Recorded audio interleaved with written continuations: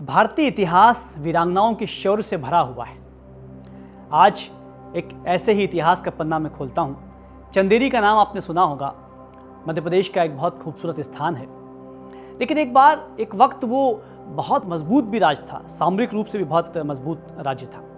मेदिनी राय वहाँ के राजा थे और मणिमाला उनकी रानी थी। एक बार बाबर ने चंदेरी को घेर लिया और सूचना पहुंचाई मेदिनी राय के पास में कि मेदिनी राय, तुम चंदेरी छोड़कर चले जाओ, हम तुम्हारी जान बख्श देंगे। मेदिनी राय ने कहा कि एक क्षत्रिय कट सकता है, मर सकता है, लेकिन झुक नहीं सकता, हम युद्ध करेंगे। और मेदिनी राय अपने पारंपरिक हथियारों के साथ में, सैनिकों के साथ में युद्ध में कूद पड़ते हैं। लेकिन बाबर के पास तोपें थी।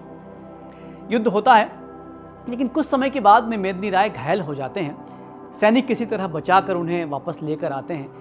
जब मेदिनी राय को कुछ समय के बाद में होश आता है तो वो देखते हैं कि खिड़की के बाहर बाबर का झंडा लहरा रहा है। वो बहुत दुखी होते हैं और फिर से युद्ध को जाने को उद्यत होते हैं। लेकिन उनके मन में एक संशय पैदा होता है, एक संदेह पैदा होता है कि कहीं ऐसा ना हो कि इतिहास उनसे ये सवाल करे कि मेदिनी राय, तुमने अपने स्वाभिमान के कारण अपने सैनिकों को मरवा दिया, हजारों महिलाओं को विधवा करवा दिया। वो सेनापति को बुलाते हैं, सैनिकों को बुलाते हैं और पूछते हैं कि क्या हम हथियार डाल दें, क्या हम चंदेरी बाबर को सौंप दें, क्या हम हार मान लें। पीछे मणिमाला खड़ी हुई हैं। वो जब सुनती हैं कि एक क्षत्रिय झुकने की बात कर रहा है तो वो आक्रोशित हो जाती हैं और संवाद करती हैं। और यहीं से इस कविता का जन्म होता है। इस कविता में बाद में युद्ध का दृश्य आएगा और मणिमाला हाथ में धनुष लिए हुए दिखाई देंगी।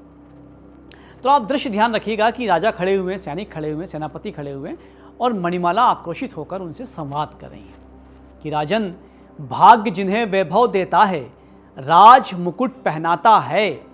भाग्य जिन्हें वैभव देता है, राज मुकुट पहनाता है। शौर्य उन्हीं वीरों से रण में स्वयं शीश कटवाता है।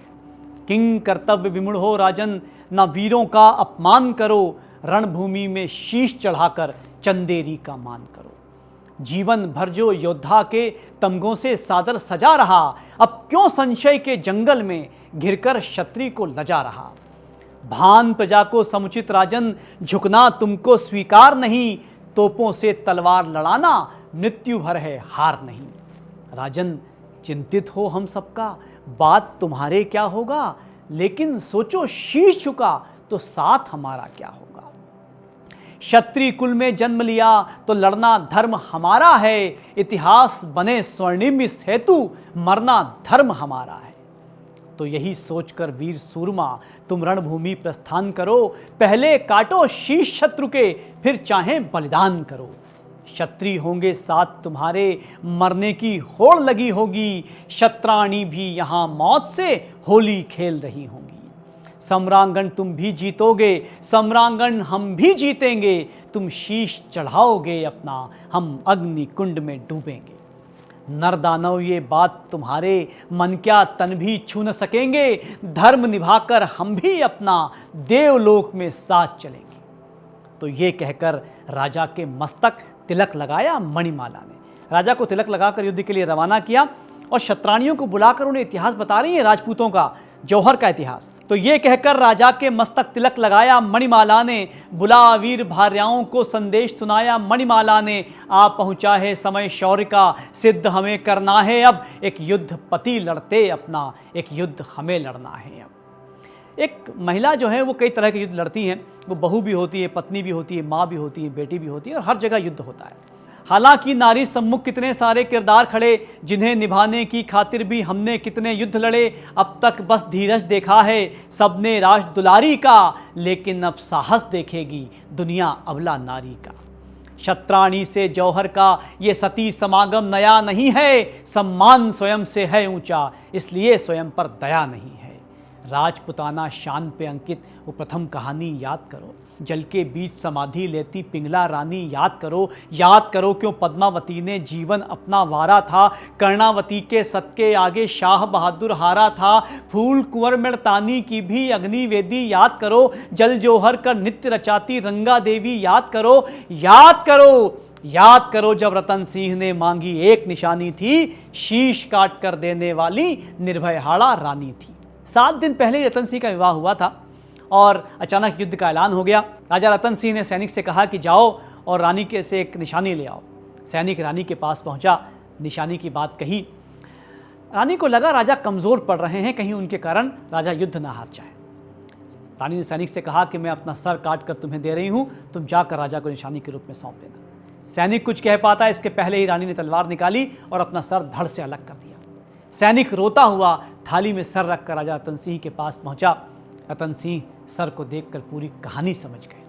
उन्होंने उस सर को माला के रूप में धारण किया और कूद पड़े युद्ध के मैदान में और युद्ध जीत कर आए।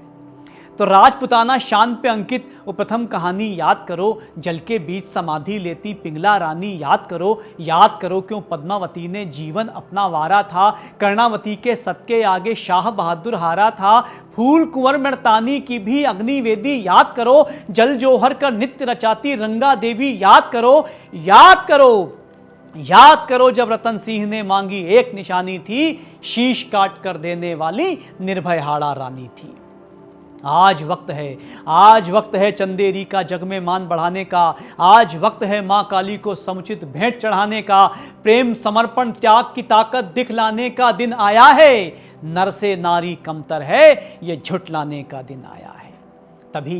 तभी युद्ध की बजी दुमदुभी, चीखों से नफल थर्राया। चंदेरी के योद्धाओं ने एक अजब इतिहास बनाया।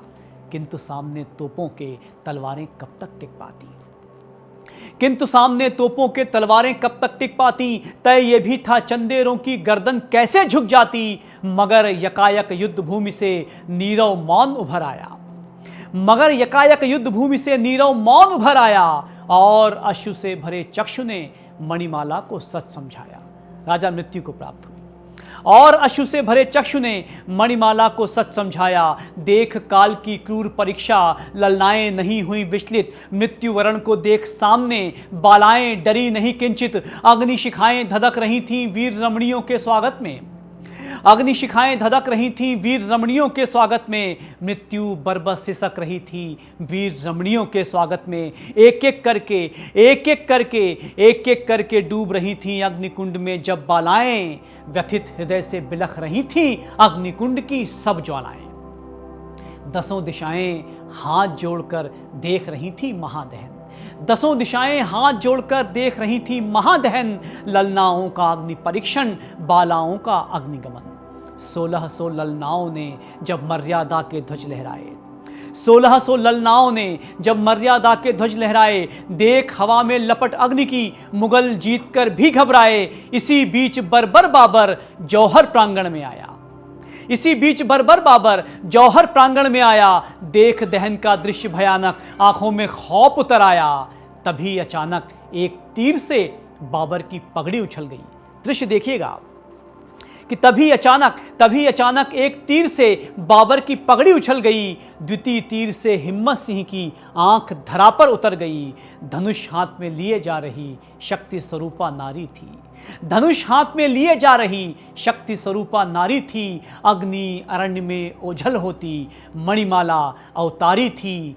भारत की नारी का वैभव देख वतन को मान गया। तोपों के दम जीता बाबर एक सती से हार गया। आओ मिलकर करें स्मरण एक कहानी मणिमाला की। नारी के सम्मान शिखर की एक कहानी मणिमाला की। स्वाभिमान के महापर्व की एक कहानी मणिमाला की। पुण्य कहानी अंतिम थी वो दिव्य कहानी मणिमाला की। जय मणिमाला, जय भारत।